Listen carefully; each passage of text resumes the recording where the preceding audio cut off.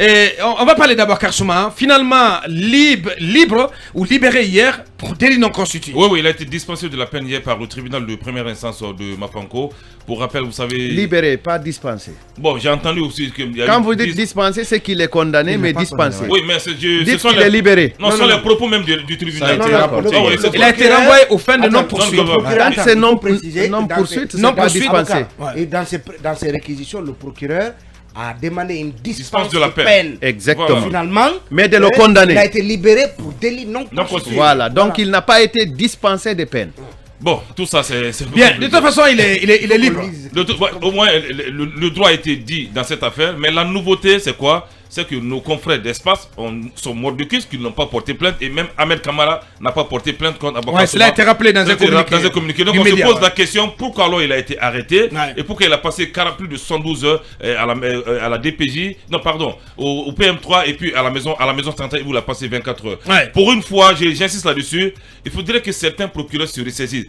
Ce n'est pas parce que Charles Watt agit en tant que PG que vous aussi vous devez avoir de la visibilité, vous arrêtez tel ou tel. Non. Israël Pogomou, il est dans cet état d'esprit. Évidemment. Donc il faudrait qu'il se ressaisisse. C'est un excès de zèle. On se demandait quelle était l'opportunité même publique valait la peine qu'il soit amené à la maison centrale. Mais il se dit que même si le plaignant désistait, ou celui qui était censé se plaindre désistait, n'interromperait pas l'action publique. Maintenant, est-ce que cette action publique... Parce que c'était une auto-saisine. C'est ça. Évidemment. Pas dans ce cas. Est-ce qu'elle méritait pas dans ce cas. Pour quelle raison il va s'auto-saisir? On va ordonner, s'il vous plaît. Mais trouble à l'ordre public à partir d'un studio. Il a troublé quel ordre public? Le ministre de la Sécurité a troublé l'ordre public en cassant les dents de quelqu'un d'autre. Même hier ici. Même hier. Bien.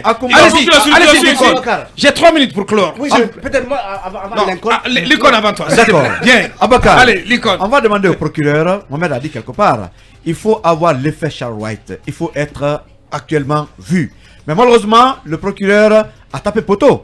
Parce que c'est le même procureur qui est compétent par rapport aux zones de Coléa, ainsi de suite, où le ministre a giflé pratiquement son subordonné. Rien n'a été fait.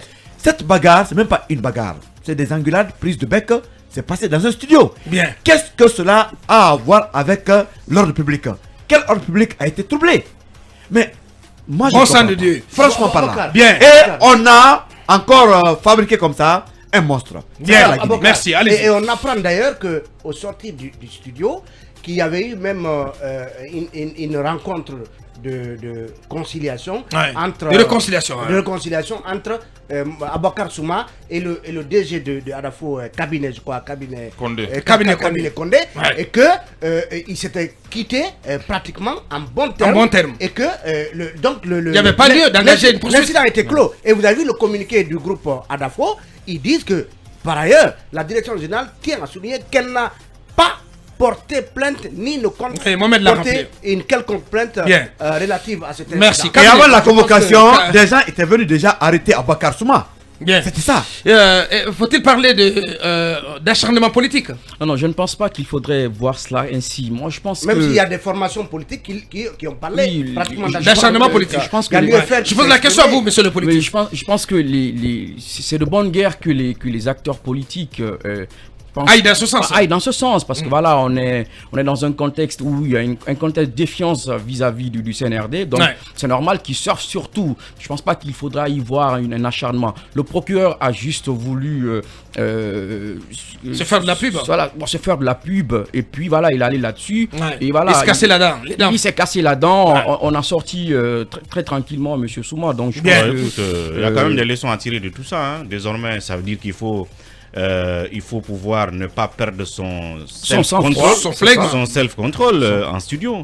Parce que ce que je disais ici avant-hier. Parce qu'il faut rappeler... Mon cher bien-aimé Homo n'avait pas à se mettre dans cet état. Et mieux, il faut rappeler que même quand on l'avait reçu ici, il était dans le même état. Moi, je me rappelle quand on l'avait reçu ici, à l'entente. Il a des leçons à tirer. Voilà. Il faudra que... Parce que l'avantage justement à tirer dans ça, comme Ouri l'a dit, c'est que dorénavant, on sait les procureurs suivent un peu ce que les gens font, même dans les studios. Aujourd'hui, les réseaux sociaux sont calmes grâce à Charles White. Bien. Allez, Mirado continue.